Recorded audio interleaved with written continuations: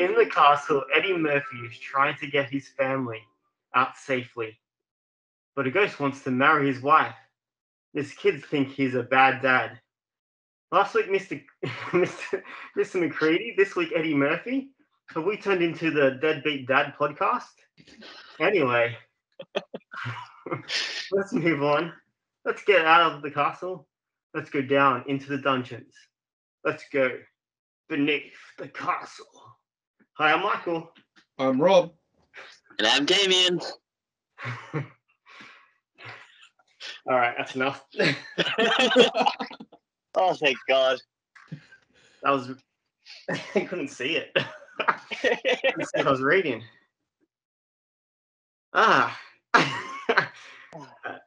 This podcast is all about Disney. And this week we're celebrating Halloween.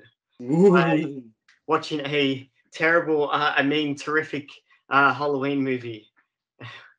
We could have been watching The Nightmare Before Christmas. We could have been watching Hocus Pocus. Yeah, we could have. But no, we picked The Haunted Mansion. Hey, don't throw me and you under the bus. We never picked The Haunted Mansion. Damien picked The Haunted Mansion. Listen, you put it in there and gave me a 33% chance of drawing it, all right? Blame Disney for not having more Halloween-centric movies. Okay, fine, Disney. All right. It's your fault. So Damien, what is the plot synopsis for The Haunted Mansion? Yes. Workaholic real estate agent Jim Evers is accused by his wife Sara of neglecting his son and daughter. So he takes the family on a vacation. Along the way, the family stops off at a sinister mansion that Jim has been asked to sell, only to discover it is haunted by Master Gracey, the stone butler Ramsley, and two other servants who need some help breaking a curse. That is the movie we watched, yes. Yeah. It sounds awfully similar to a movie that we have recently watched, Michael. Another Halloween-esque movie? Yeah, I can't put my finger on it. Do you know what it is, Michael? Little shrimps or something? Yeah. It's a king prawn. No, you're saying it wrong. It's King Prawn. I can't do that. Yeah, but the thing is, though, really, that Muppets Haunted Mansion and this movie aren't really that alike. No. There's a few completely different. There's a few things that kind of overlap. Other than being based on the same Disney attraction. Mm. Like there's like one similarity, like in it, I think, which is the crystal ball, and that's about it. Mm. This movie really needed more Muppets. Yeah, it needed a lot more Muppets. They should have taken this full feature movie and just turned everyone into Muppets instead. Yeah. So, Rob, what is your history with the Haunted Mansion? Well, with the movie, I know that the movie existed. I had never watched the movie up until now, so I don't have much of a history with the movie, but I have history with the ride. And as obviously you all know this. That's my history with the movie. And Damien? I actually have watched this growing up as a child. One of your favorite movies, isn't it? I mean, as a child, I enjoyed it. Mm. I don't know if it transcends all ages. I feel like it's stuck in that childish era. I just had really, really bad taste in movies as a child. I mean, as children, unconscious swine, whatever, don't you? That is true. Also, there's a lot of options on like what to watch. Back in the VHS days, where video shops weren't the most easiest to get to. Damien, this was 2003. I know, but it's like the era of DVD and VHS still. I mean, you could have been watching Harry Potter, Lord of the Rings, Star Wars, countless other good movies. That I didn't own. No, you owned The Haunted Mansion. Yeah, I did. He liked The Haunted Mansion more than Harry Potter, Star Wars. I never said that. Oh, hell no. And Lord of the Rings.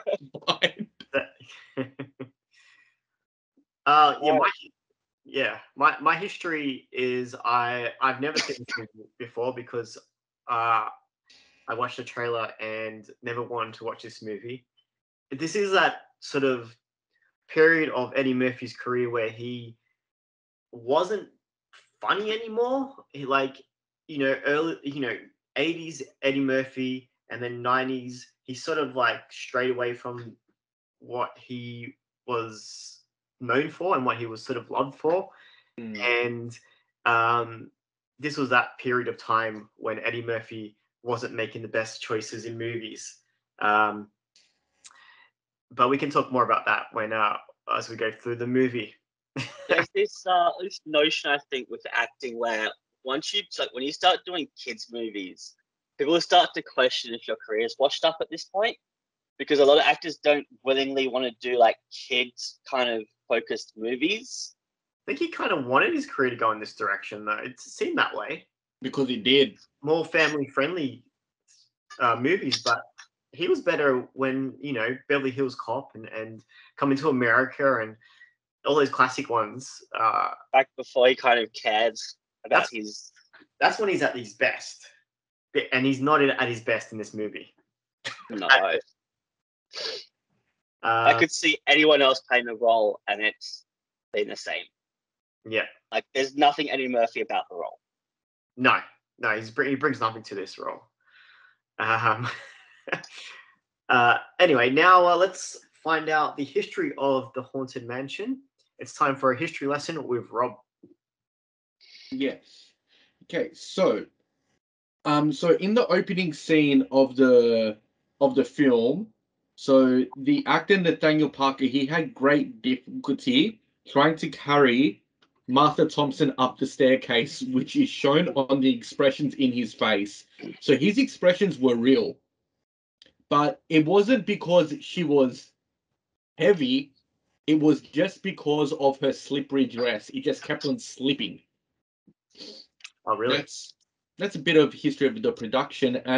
The mansion scenes in the film, they were filmed at Sable Ranch in Santa Clarita, California. The mansion's architecture is Renaissance influence with a mix of antebellum and Dutch colonial revival architecture. So that's a lot of errors in one house. It's also a mix-up of the extraction of the Haunted Mansion rides at Disney World, at Disneyland, and at Disney World as well. And there are 5 hidden Mickeys in this film. I could not see any of them. Could you guys see any hidden Mickeys? Nope. No, didn't see any. But there were actually very obvious ones. So the most obvious one is the padlock at the mansion's gates. There was a hidden Mickey on the padlock. And the second one is when an executioner's axe nearly hits Jim. And there is a third when Ramsley pours the poison in the goblet of I was about to say fire, in the goblet of wine during the wedding. The other 2 hidden Mickeys are the couch in the library and the windows on the doors Jim passes when he flees Madame Leota's chamber with a ghostly musical band chasing him. And this was the first ever film to air on Disney Channel to contain any profanity besides hell or damn. It contained the phrase big ass termites, which is uttered by Jim when he flees the breathing door. So offensive. I know, it's a very offensive movie. And that's it for the history of the Haunted Mansion. Did you say... I believe there are also hidden Mickeys within the actual Haunted Mansion ride as well. There's hidden Mickeys in every ride at Disney World and Disneyland. Every Disney there's a hidden Mickey. Did you know that there was a hidden Mr. McCready going up the side of the castle? He was on the ladder. On the window. You might have missed it. That was Mr. McCready? That's Mr. McCready. Oh my god. Mr. He's going to come here with everything now. Looking for Wendy. Still looking, never found. Still looking for Wendy. I wonder how many more movies Mr. McCready is going to be in. possibly all of them. Possibly every single movie that we watch, Mr. Grady's gonna pop up.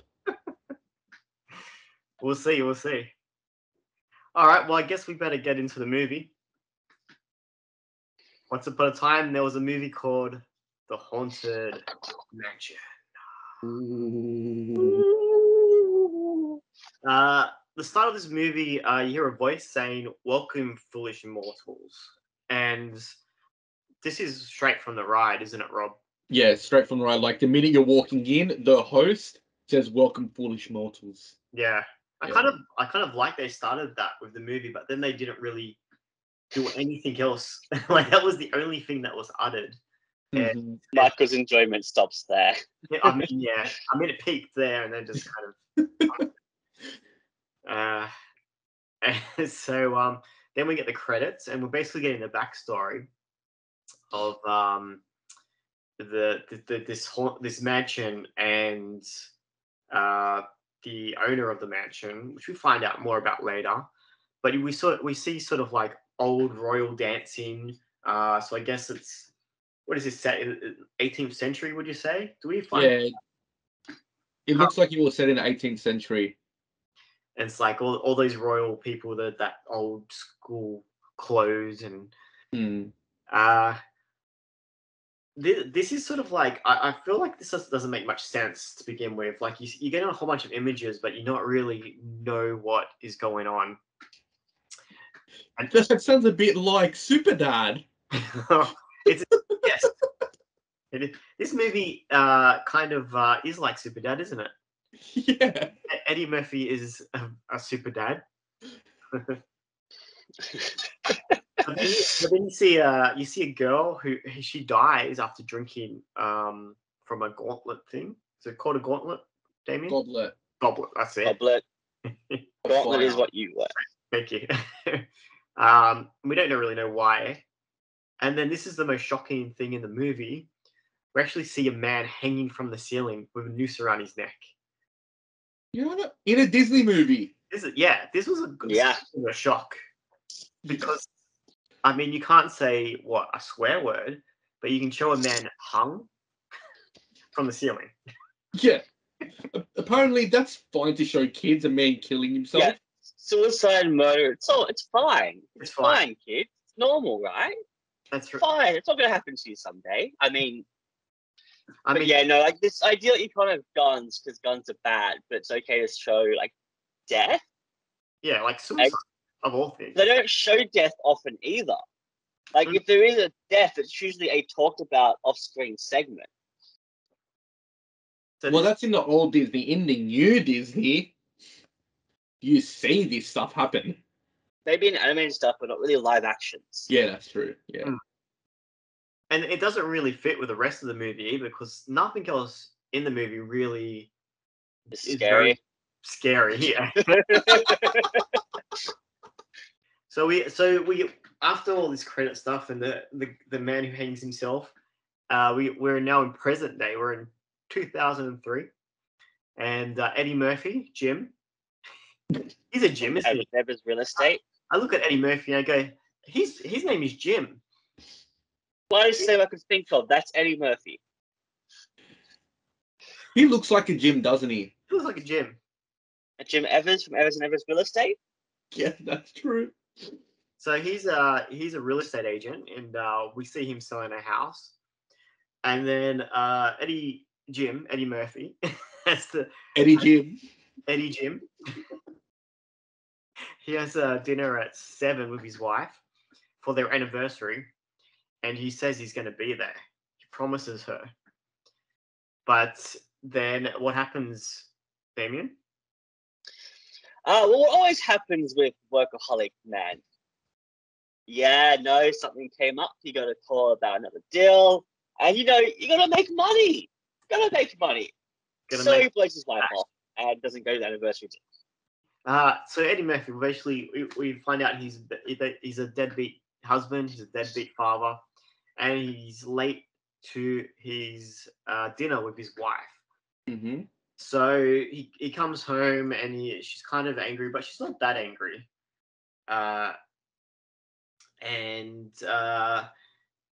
she's another. She doesn't act much in this movie either, does she? Really, this Sara, his wife. She's very one note a lot of this movie, but she's pretty. Yes, she is. Very pretty. I second that, Michael. She's pretty times 3. Exactly. Yeah, so I forgive her for her acting. So they decide they're going to go to the lake for the weekend with Eddie and his wife and his kids. Mm-hmm. But before they leave, Michael, the boy, not the girl, he's scared of spiders. Now remember this, Damien, because it's going to come up later in the movie. Is it? It might. And what does Eddie Murphy tell him to do? Man up. Yeah. But he says, whack the spider. He's like, you got to whack the spider. You got to do it. You got to man up. You got to hit the spider. And he's like, I don't want to whack the spider. Well, then eat some cement, son, and harden up. But then the daughter comes in and she just splats the spider. He doesn't care. This scene's been going on too damn long. Just God damn it. Yeah. I'm glad she ended that scene. Yeah. It's going on for ages. Now, so while this is happening, Sara gets a call, and it's the butler. Well, we don't know this yet, but it's the butler from the haunted mansion, and he says his master wants to sell his house. So they decide that they're going to stop off at the house on the way to the lake. For how long? 20 minutes. 20 minutes. 20 minutes tops. 86-minute runtime. So they stop at the house, and the gates sort of open by themselves. Very creepy. Like I was on the edge of my seat, like, oh, these gates are opening. No, yes, no. Oh my God. And so they walk in, and apparently there's like a giant graveyard right behind the house. Then they go to the front door, and this is literally the only joke in this whole movie. Eddie Murphy knocks on the door with these huge knockers, and he says, "Look at the size of these knockers."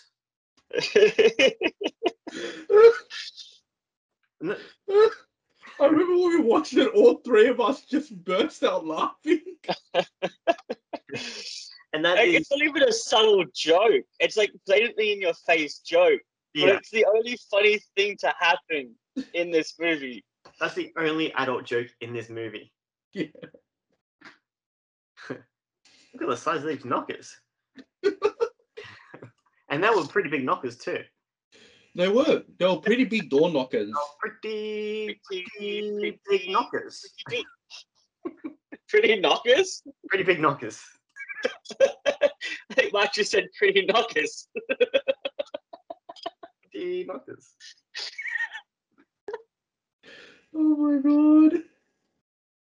So, yeah. So then we keep procrastinating. We do? Yeah. Because we don't want to talk about this movie? So then the front door opens by itself. Ooh. That's scary. What a scary movie. And then they're in the haunted mansion. I guess it's just a mansion. And then I think inside this mansion it actually looks pretty cool. Although I think the set design for this film, it's pretty good. Yeah, it was. I second that. And then we get the butler. He comes in, and he this guy's a good actor. Now this guy's acting, and he sounds like he's about to die.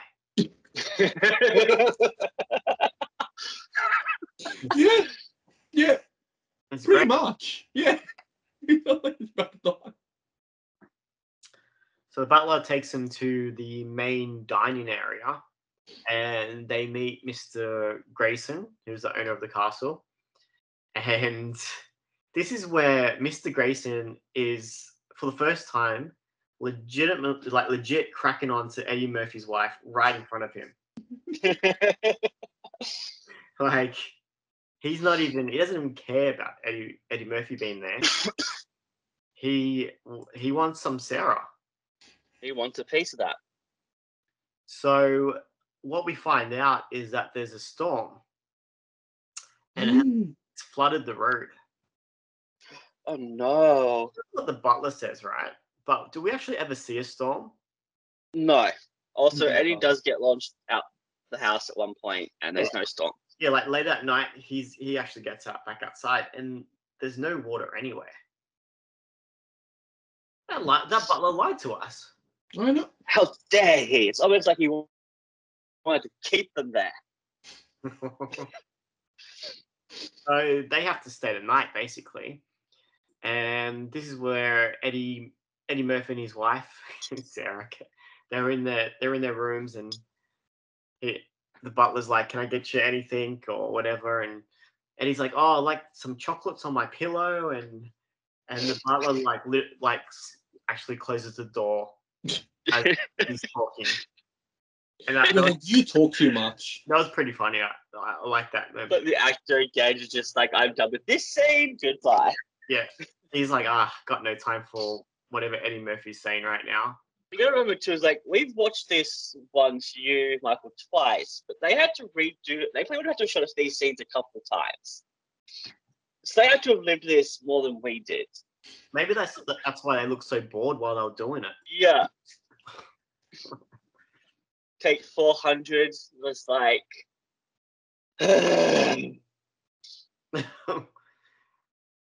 So then Eddie Murphy or Jim Ever from Ebenezer Ever's Realty. He's Eddie Murphy. And he goes downstairs with the butler because he's going to talk with Mr. Grayson. And this is where we find out that Jim doesn't believe in ghosts. He's a non-believer. He should believe in ghosts. I believe in ghosts.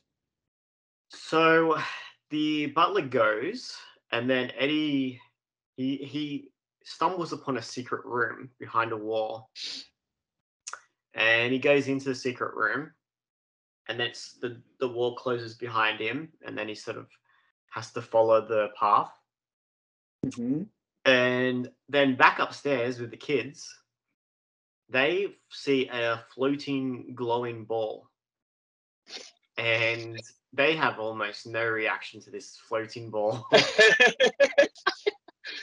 Let's be honest. If you're in a weird house in the middle of the night, pitch black night, and you see something that is completely beyond human understanding, you're going to be a little bit freaked out, maybe even freak out a bit. I mean, I'm heading for the door. I'm through a window. I'm straight through it. I don't care. Yeah. I'm not sticking around. There's a floating ball. I've watched enough movies to understand what that means. It's usually not good. Yeah. You usually don't follow these things. You usually turn around and go the other direction. This is actually a problem with like horrors in general, though. It's like movies tend to like forget that movies exist within that movie. And so the things they do don't really seem normal. But this movie is also far from being normal. These characters all make the wrong decisions. Like at every decision, they make the wrong one. Yeah, it's like being in this movie. Wrong one. Well, I hope it was a good paycheck for everyone. So they follow the ball instead of running the other way. Sara goes downstairs looking for Jim. She runs into Mr. Grayson, who continues to hit on her. take advantages to Sara. And Eddie, he comes out of a painting. I don't know why this whole thing doesn't make any sense. There's like this secret passage, but then it just leads him back into a hallway. Why did they need to do that? Couldn't he have just walked down a hallway around somewhere? Like, to advance the plot. Didn't lead anywhere. Yeah. I think it might be trying to hint that there's secret rooms and secrets in the house or something. Okay. Well, Might be the intent. He walks down the corridor, and then Eddie goes into a door, and then he sees a mirror. And then we see in the mirror, he's a zombie. And that was actually the scariest part of the movie. It was. It would have been scarier if it was an old Gonzo puppet.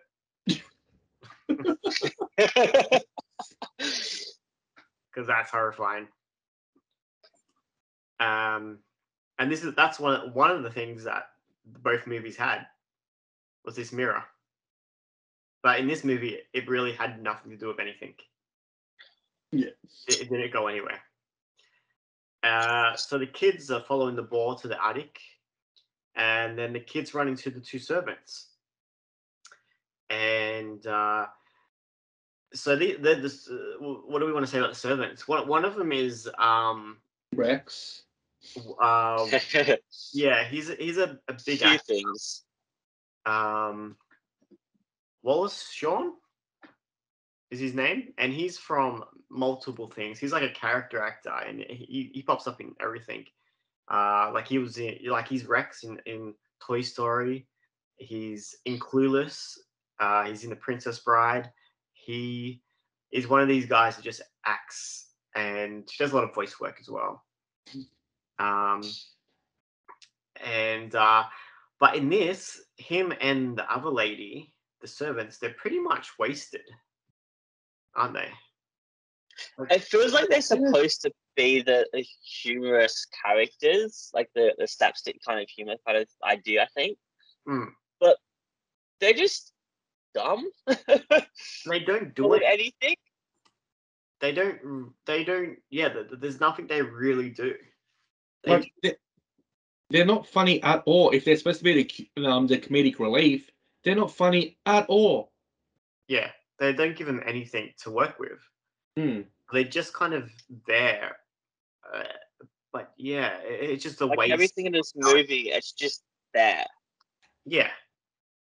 These guys should have been like, if they're in a scene, you give them things to do. But they're just there.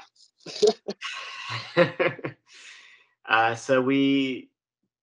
I think they were just their way of like a plot progression, how to keep the story moving when they need a way to move the story forward. Yeah. I guess that's what they're there for. So Eddie then finds Jennifer Tilly. This is the second movie this week we've watched. Jennifer Tilly. And she is in the ball, and she's a character from the ride. Rob, who is she playing? Leota. Madame Leota. Yeah. And in the Muppets one, that's played by Miss Piggy. No, good old Miss Piggy. Are you saying Jennifer Tilly is Miss Piggy? I'm not saying that. Definitely not, Damien. Are you saying that? I'm not. Rob, are you saying that? No. Yeah, so she spins Eddie Murphy around in the room. And, I mean, this is so boring. It's just not... Because it's almost like, you know that there's no stakes at all for any of these characters. You know, they're all going to be fine. Nothing's really that scary. So it's like, why do we care at this point? That's how I was feeling. I know about you guys. Oh, no, that's what I was feeling as well. I know Damien was on the edge of his seat, but That was me trying not to throw myself out a window. he was trying to leave the room. I think that's what I was saying. Like, when I say like it might work for children, it's because children don't pick up on like a film the same way an adult would, where we have sort of an idea of how a film is supposed to work and what should be there. Children, as long as it perks their interest for a second, it's good enough for them. Mm. It very much falls into this is purely a children's movie for me. Yeah, this is for kids. We're not demographic for this. No. So Jim finds the kids and the servants up in the attic, and we find out now that the servants are ghosts. And then we also find out that the story behind Mr. Grayson and Elizabeth, his love. So they sort of mentioned that they were from different worlds and couldn't be together. So Romeo and Juliet. So I'm guessing this kind of I didn't quite say it, but I think it meant like he's from I guess he's rich, he's royalty or something, and she's from a poor family or an average family back then, so they couldn't be together. And Isn't that always what it is? Yeah. So she took her own life, and then he took his life. And this is where we have Eddie has to find a key. This is after his children are shoved into a suitcase, right? No, not yet. They're not shoved in suitcase yet. They're still spoilers walking around. So yeah, I can't remember this. I'll be honest, this movie's sort of like my brain doesn't want to remember it. But having watched it a few days ago, my brain's already like, I'm done with this movie. Sorry, Damien. I watched it twice. And would you remember it if you didn't write stuff down? Absolutely not. I would have not remembered half of this stuff. So this is where the ghosts, the servants, they smash through the wall on one of those old carriages with a horse, and they ride to the graveyard. Do you guys remember that? Yes. I do, yeah. So they go to the graveyard, then we see all the ghosts. This is kind of a cool scene. This is where the Jim and the kids, they run into the singing Stoneheads, and you recognize these guys, Rob? Yeah. They're the Dapper Dans from Disneyland. I knew straight away. So who are the Dapper Dans exactly? They're a barbershop quartet who just go around the Disney parks and they just sing. That's what the Dapper Dans are. But fun fact, during Hollywood, not during Hollywood, during Halloween, I can't remember the exact name for it, but they're the zombie Dapper Dans. Oh, that's cool. Yeah, and then they walk around and just stand around just singing. They are awesome. Like, I was standing there when I went there. I stood there for like about 20 minutes just watching them sing. It was the best. I can't wait to go back and watch the Dapper Dans again. Yeah. I didn't see him. Oh, you missed out. You missed out. So now they got to go to what are those things called where they have the mausoleums? Mausoleum or crypt. Yeah, and they got to go down below where the crypt is. Yes. And I thought that this scene was pretty cool. It was actually one of the better scenes in this movie. Are you referring to the actual skeletons? Yeah. Stuff? So they got to go. The guy that did the guy in charge of special effects, the physical stuff, he actually, I just looked him up, and he actually has a huge history. For example, he did the wolf costume for Michael Jackson's Thriller. He did the werewolf costume for that. He's done a whole bunch of other movies. He got an Academy Award for Best Makeup for his work on American Werewolf in London. So they had an actual powerhouse behind the special effects, which I think is why the special effects are probably the best thing about this movie. Yeah. Like so they got to grab the key from this dead body, but then it comes alive, and then all of the bodies in that crypt all come alive and become zombies.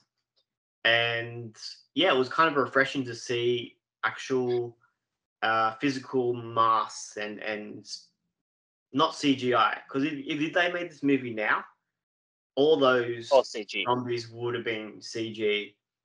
So they get the key and they're running up back to get out. And just as that happens, the door closes and they get trapped.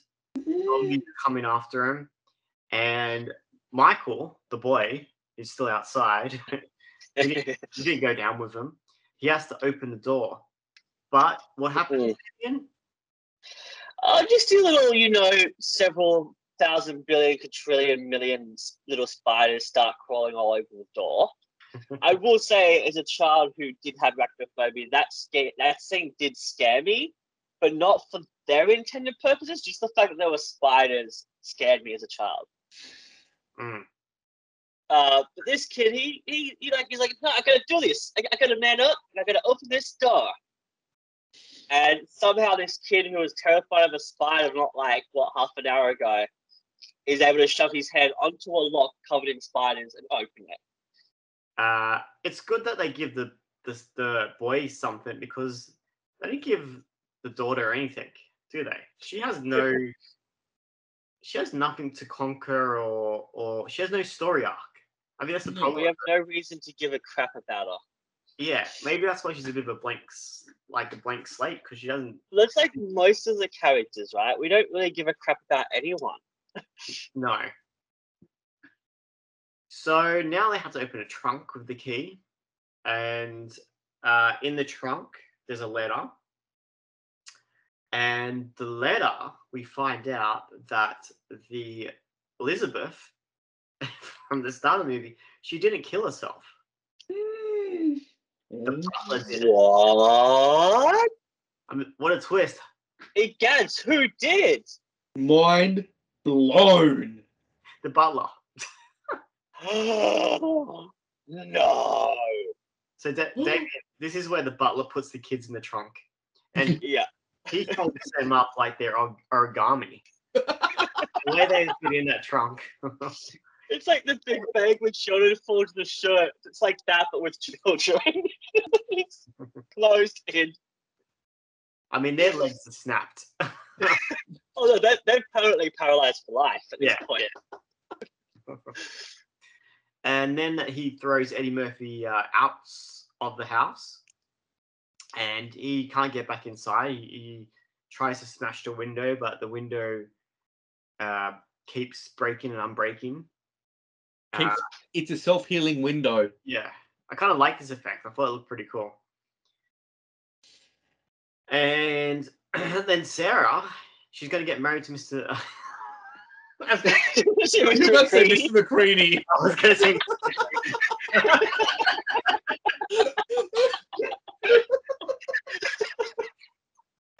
It's either that or he wrote Mr. McCready. I wrote Mr. Grayson. but Mr. McCready's up here. That forever.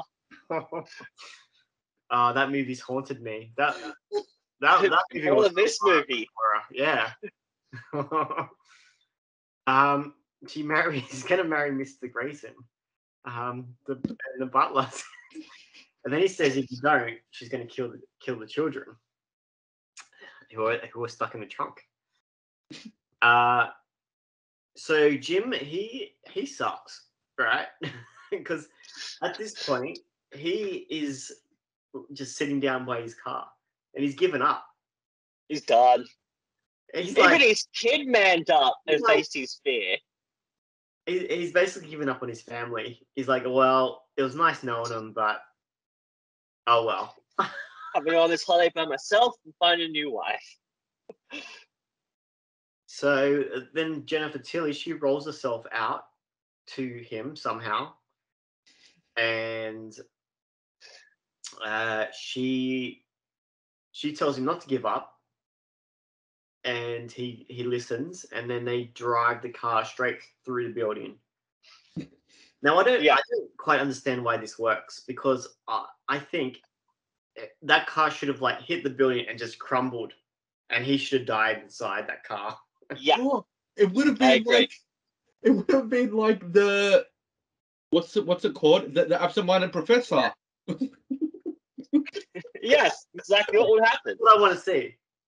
It's like whoever designed this house, and it's like the fences was like, I foresee people trying to like beat their way in, but automobiles don't exist, therefore I don't need to worry about them, right? So they do get in, and then Eddie Murphy gets his kids out of the trunk, and then it's pretty easy to get these kids out of the trunk as well. Everything becomes very easy. There's not really too many struggles. And then he stops the wedding, and he tells Mr. Grayson that the butler killed Elizabeth.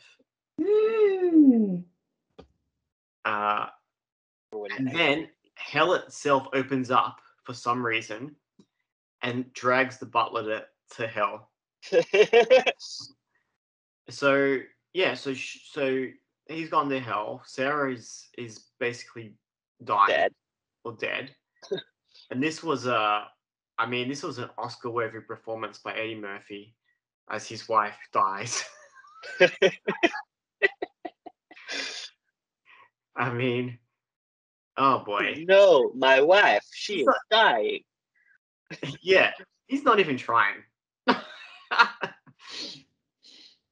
It's almost like they're just glad the movie's done. Yeah. Yeah.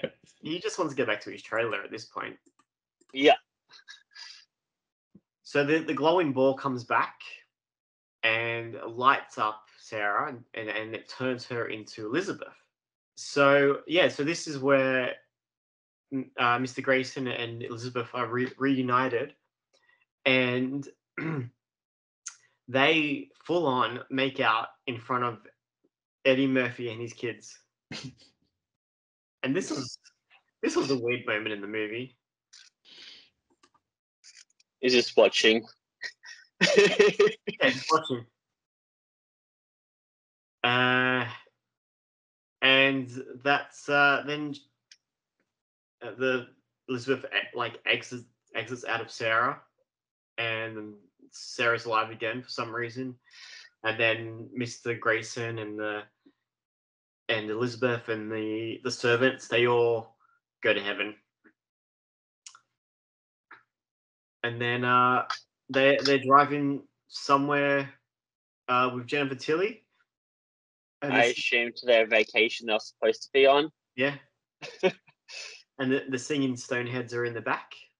Mm-hmm. And they drive away to the longest road into the ocean. Like this. Yeah.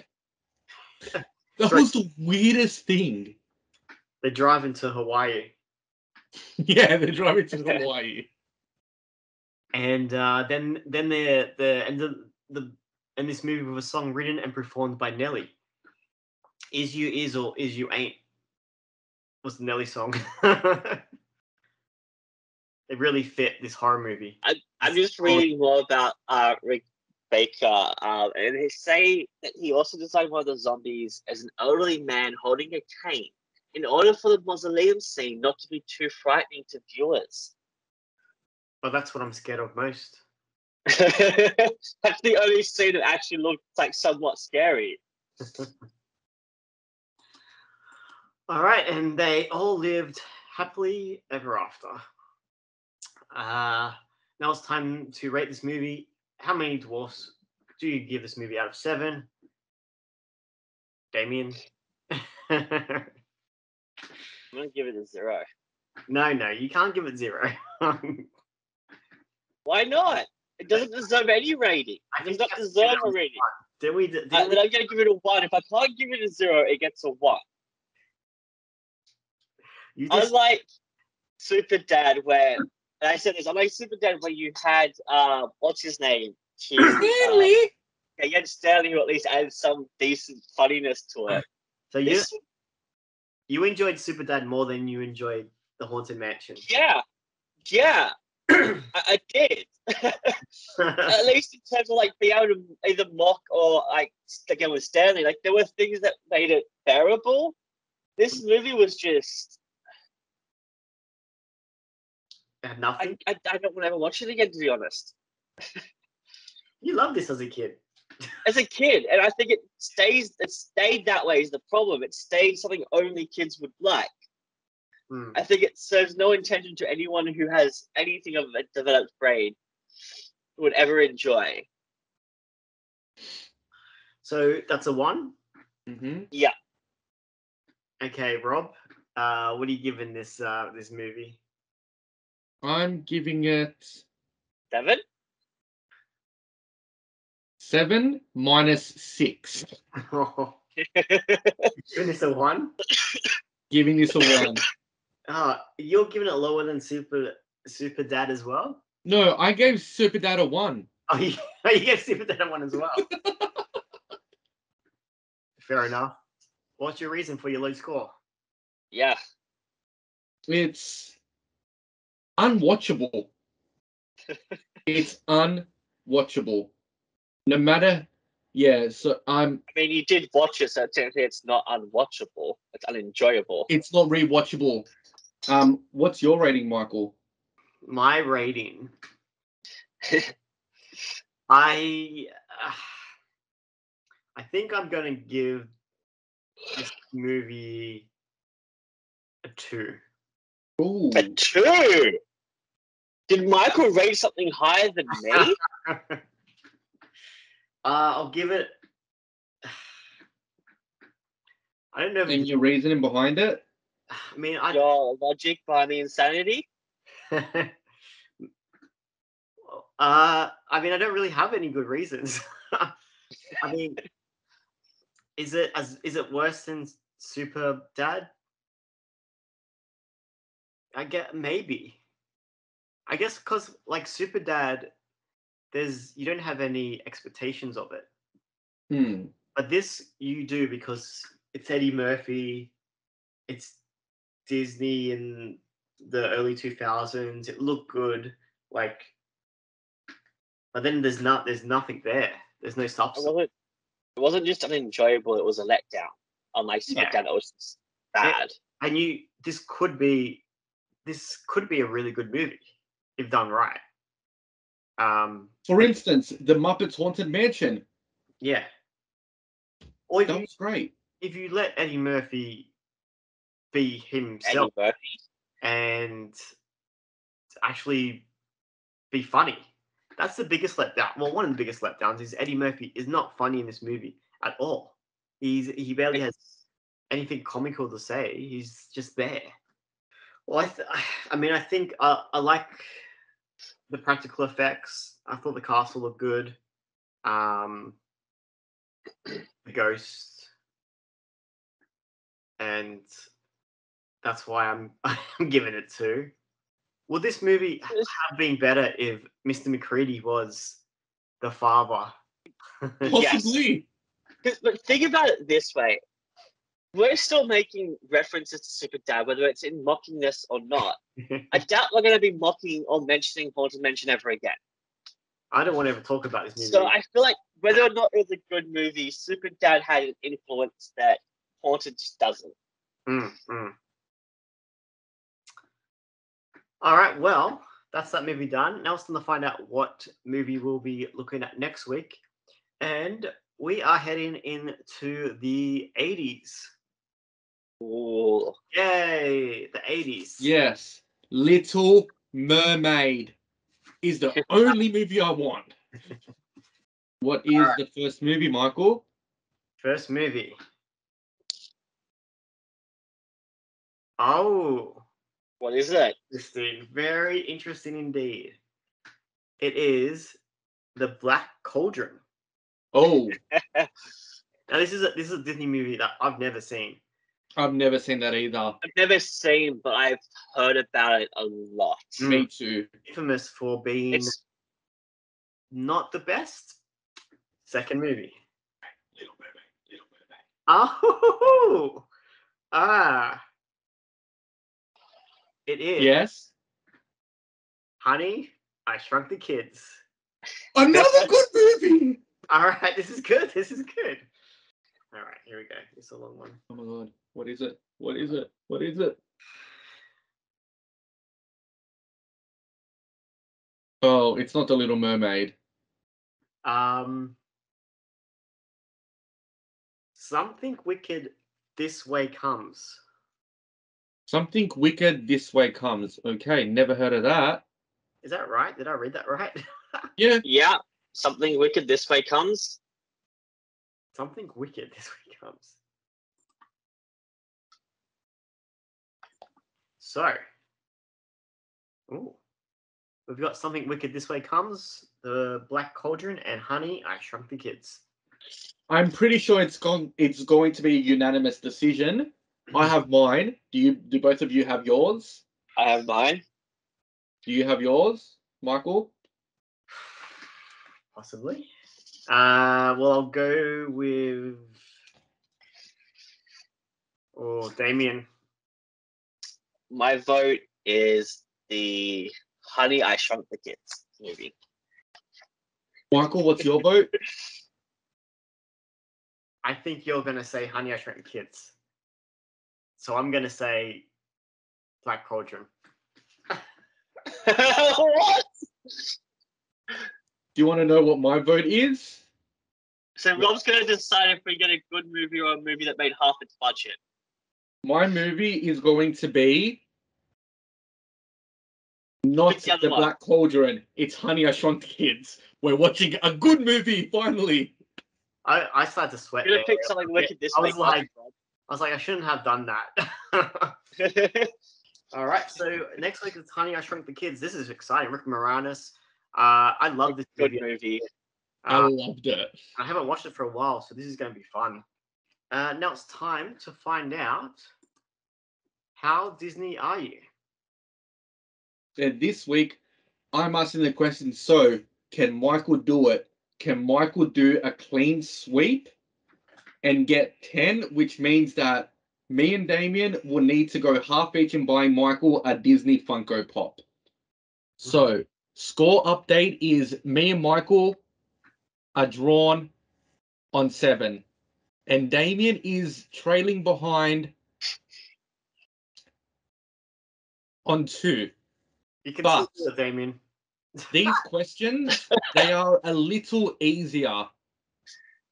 Okay, so question 1. Wait until both of these questions are multiple choice. Okay, and then there's explain a film plot badly. During production of a Pixar film, an almost completed film was completely deleted from the Pixar servers. However, the film was saved due to someone having a backup saved on the computer as they were working from home. Name that movie. Was it A, Coco, B, Toy Story 2, C, Cars 2, or D, A Bug's Life? Damo? Was it Coco? Unfortunately, that is incorrect. A Bug's Life. Unfortunately, that is incorrect. The correct answer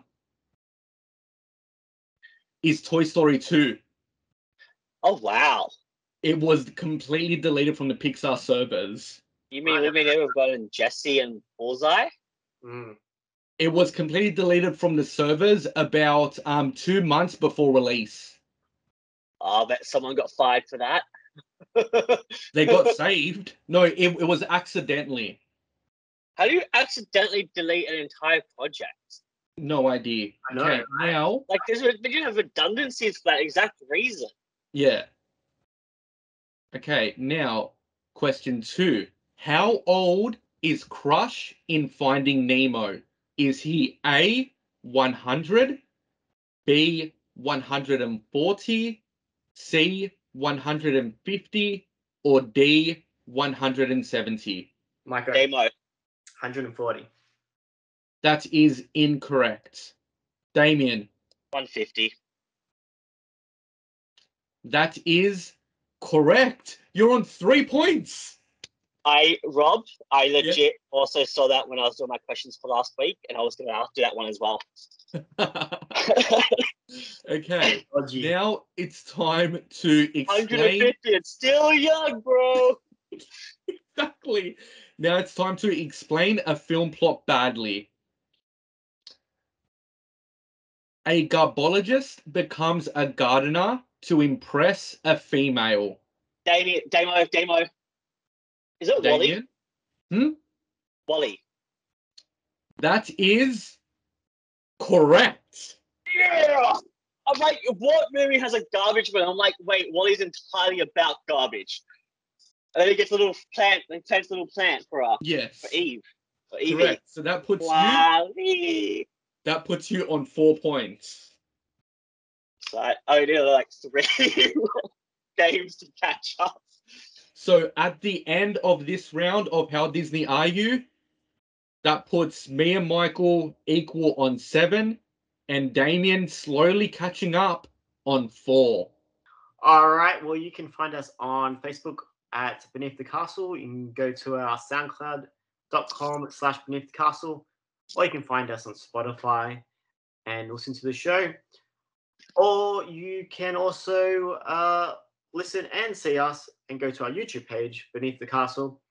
And remember, we have new episodes every Monday morning at 10 a.m. And this Australian Eastern Standard Time. Thank you. And this week, we not only have an episode on Monday, we have an episode on Tuesday as well, because we have our Monsters, Inc. Anniversary special, which is very exciting. We get to talk about Monsters, Inc. And that was a lot of fun to watch and talk about. So celebrate that with us on the Tuesday as well. But this one is on Monday.